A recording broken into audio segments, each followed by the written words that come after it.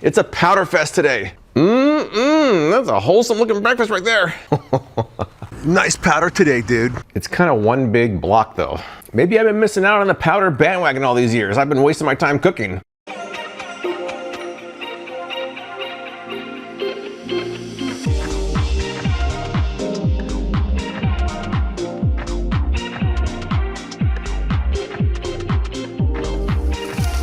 Good morning on this beautiful Wednesday morning. We're at 65 degrees at 8:30 a.m.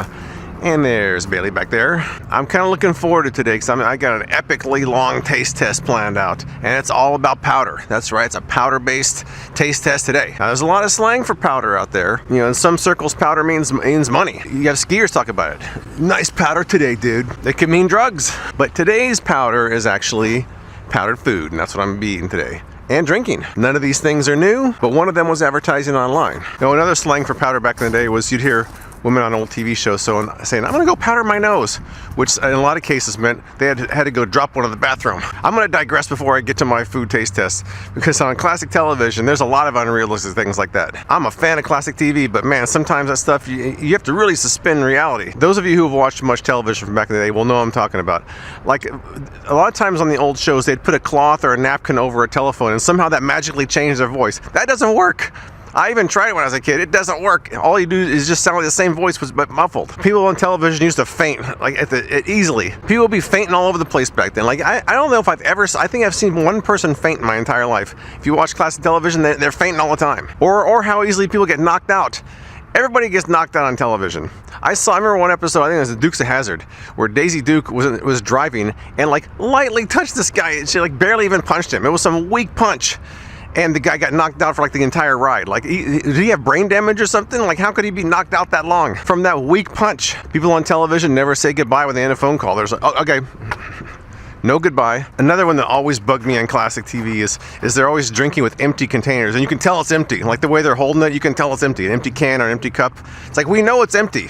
Just put something in there, make it realistic. The courtroom confession on the stand, that never happens. Okay, I did it. You caught me, I did it. The action shows where the guns never run out of ammo. They shoot like 50 shots without reloading. Clark Kent putting his glasses on, nobody recognizes him. Come on, man. Bailey is not a fan of classic television. All right, I got an epic long taste test today, so I'm gonna dispense with more jabbering. I've done enough already.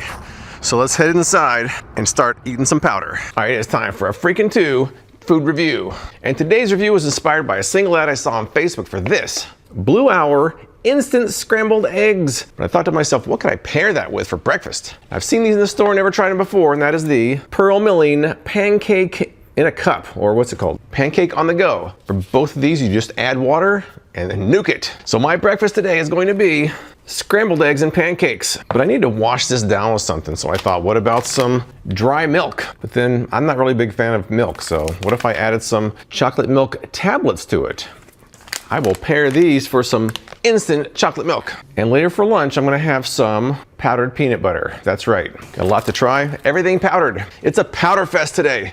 But I'm gonna start off with the star of the show, the scrambled eggs and the pancakes. So on the side here, they say all I have to do is remove the lid, add cold water, stir well, microwave for 30 seconds. So really, it's just simple microwave instructions. Don't overcook. And this has 140 calories. What's the ingredients? Pasteurized eggs, salt and pepper, that's it. It doesn't feel like scrambled eggs, it feels like powder in there. Let's open this up. Whoa.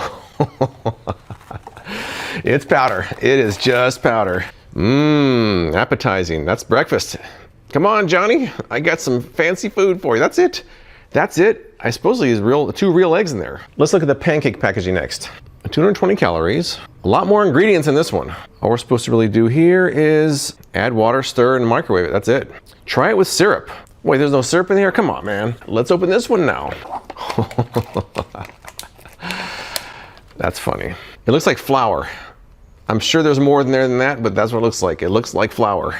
That's a wholesome looking breakfast right there. You know what, let me see. This smells like pancakes. It smells pancake-ish. Let's smell the eggs. Hopefully it tastes better than the smells. All right, so I'm gonna add water to these, microwave, and I'll come back when they're done.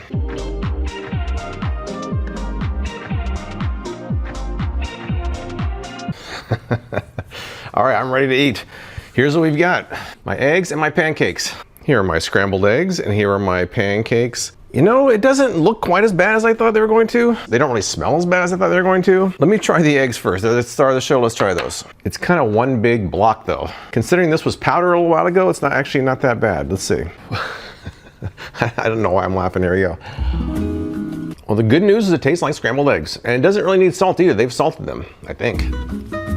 Honestly, not the worst eggs I've ever had. I've had some pretty bad ones before, and considering it was a microwaved and powder, it really isn't bad.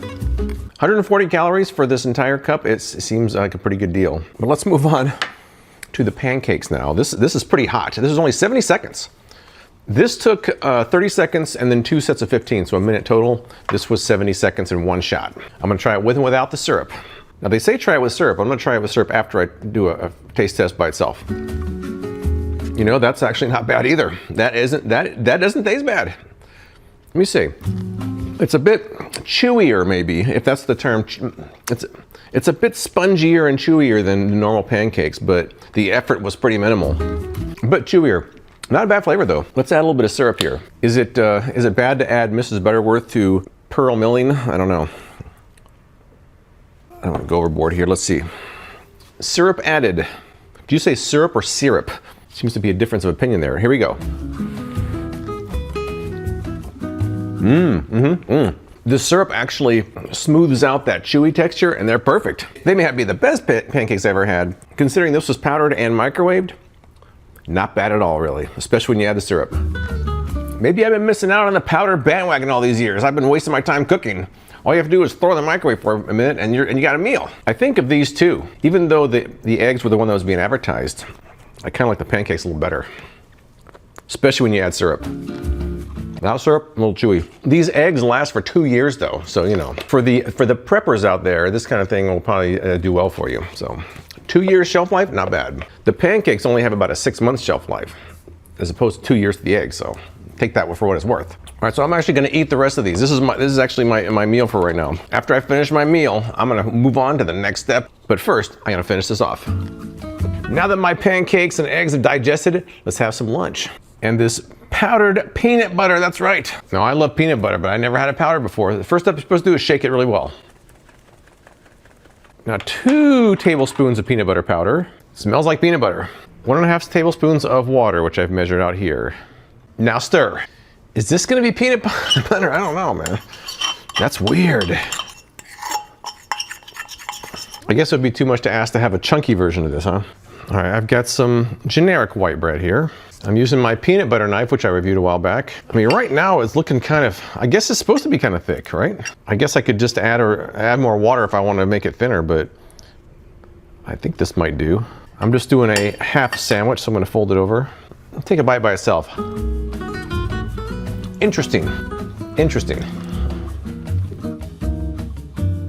You know, it's not the best peanut butter I ever had. It has more of a natural peanut butter flavor to it than like some of the processed stuff that I like. But on the other hand, it was simple. It did work. It did turn into peanut butter. You're gonna probably have to play with the water amount to get the consistency you like, but it did work.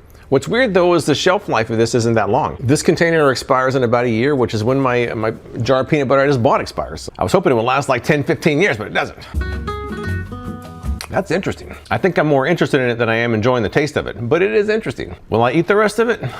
If I run out of regular peanut butter, I will. Otherwise, I probably won't choose it over what I normally eat, but it's kind of cool to try out. It's time to wrap this up with a powdered drink. Now, powdered drinks aren't that uncommon, but I've never had powdered milk before, which I'm gonna have now. And because I don't like plain milk that much, I'm gonna add on to it some Abuelita hot chocolate drink tablets, which I've never had these before. I've had Nesquik, but never this. Now, the powdered milk requires you to prepare it the night before, so I did that yesterday, and here's how that went.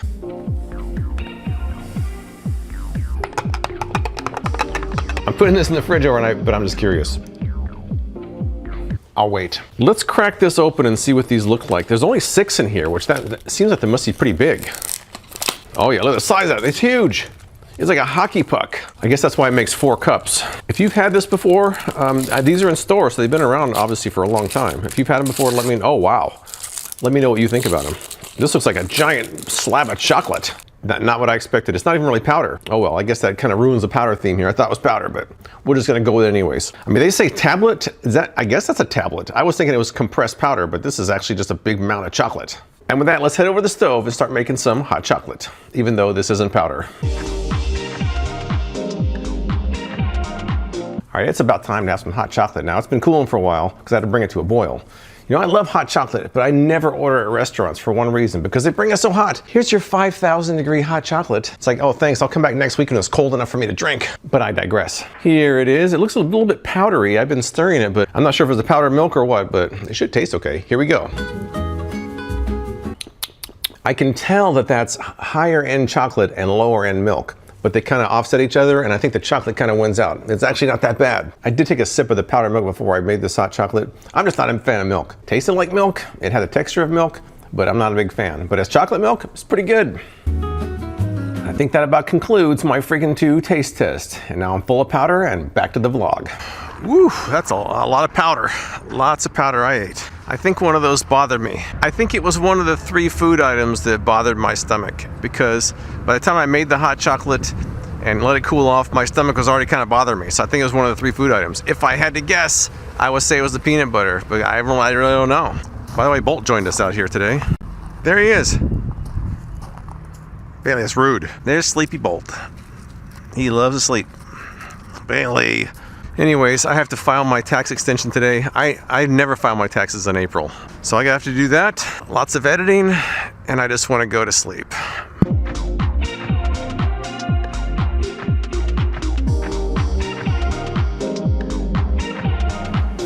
Oof, man, on warm days like this, I wish I had a pool.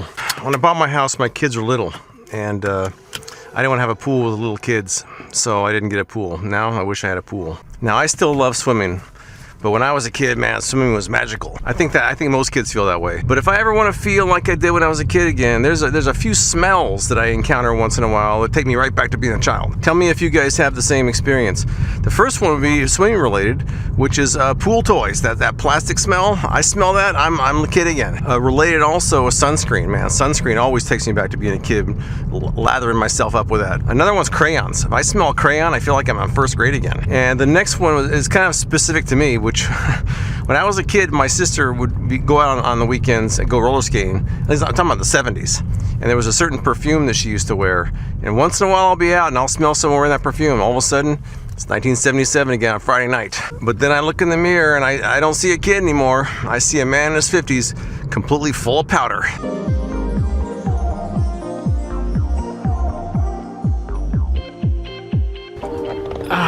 Well, I survived the powder. I survived being tired. I survived a day of editing. Got my Warner Robins shirt on. Anybody from Warner Robins? I survived Warner Robins for 5 years when I was a kid. I haven't lived there in 46 years. What's funny is I have more vivid memories of being at Warner Robins 50 years ago than I do from what happened last year. That cloud looks like a giant tennis shoe. Do you see it? I don't know. I see it.